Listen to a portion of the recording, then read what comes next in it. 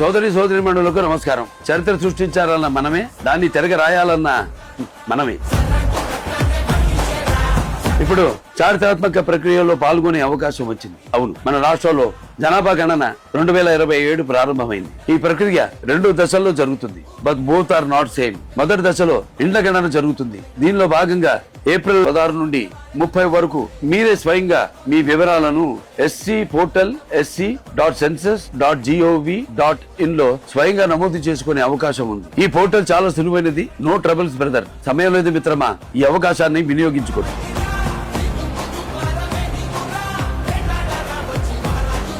Central అయినా state అయినా జనాభా గణనే ప్రణాళికలకు ఆధారం. వివరాలు ఇవ్వడం వల్ల మీకు వస్తున్న పథకాలకు ఏ ట్రబుల్ ఉండదు. రండి, మనందరం జనాభా గణన వివరాలు ఇచ్చి మన వంతు కర్తవ్యాన్ని నిర్వహిద్దాం. చరిత్ర సృష్టిద్దాం.